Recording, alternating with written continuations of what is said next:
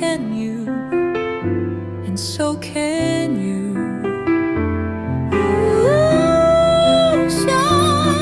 Oceans flow softly too. Kovar Campaign, and so can you.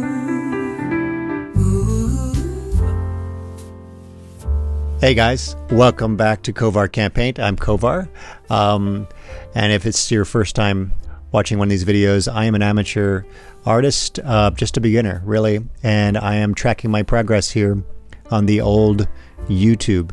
Up in the left hand corner is my faithful canine Oreo, who loves to join me when I'm painting.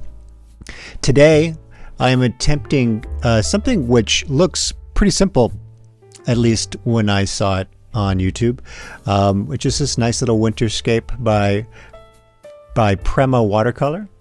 It's a lovely little snowy, snow-hilled scape with some little buildings there in the background and trees, and I thought it was sort of appropriate. It's getting that time of year and it's starting to feel a little cozy inside and a little cold outside, so I thought I'd give this one a shot.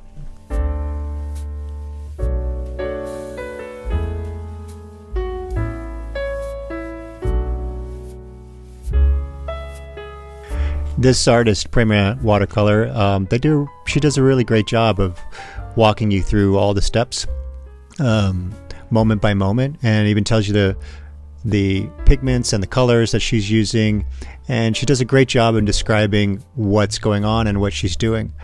Again, watching it the first time without trying to paint it, I thought, yeah, this is gonna be pretty easy, and she describes it well enough that I think I'll be able to do it without any trouble. But I think, as you'll see as I went along, some of the stuff was really tricky, and I just had to work through it.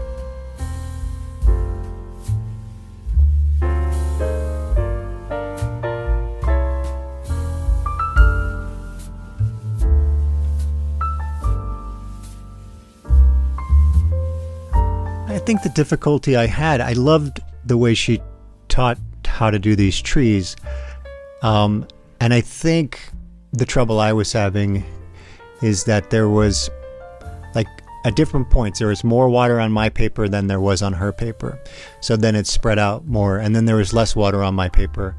Can we all just look at Oreo for a second here and just take in the glory of my dog? There was more water on my paper at certain points, and so the paint just worked differently than it was working on her page.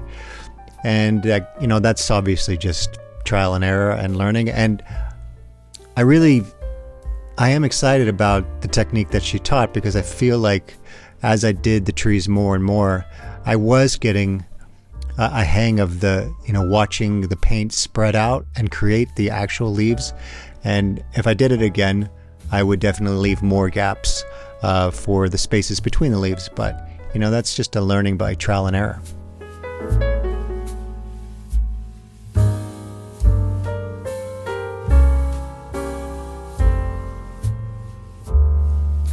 I had a real difficult time getting the technique that she was teaching for the sun poking out through the clouds there, the cool white sun, which was just to dab it with a dry cloth or maybe a wet cloth. I'm not sure. Couldn't understand what she said there. So I tried a couple different ways, but I never really got that white circle like she did in her painting. So I may go back at the end and, throw a little gouache on there. We'll see.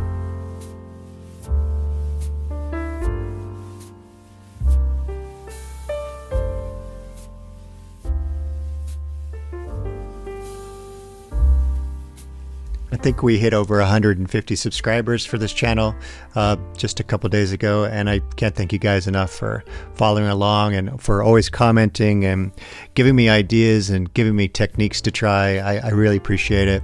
I'm having such a great time doing this journey with you guys, and I appreciate you just hanging out.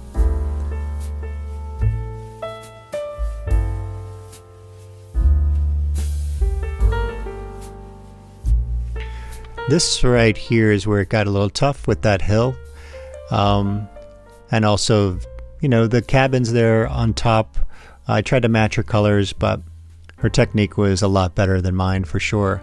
And I feel like I missed some spots, so I might go back with some gouache on that as well.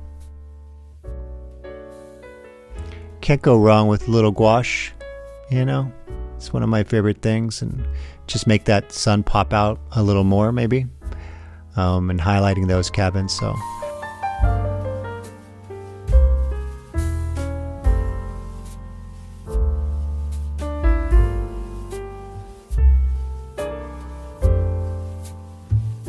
well, that's it, guys. Let me know what you think. Let me know how you think I did, and I'd love to hear your opinions, and I love reading your comments. So keep them coming, and don't forget to like and subscribe. Thanks, guys.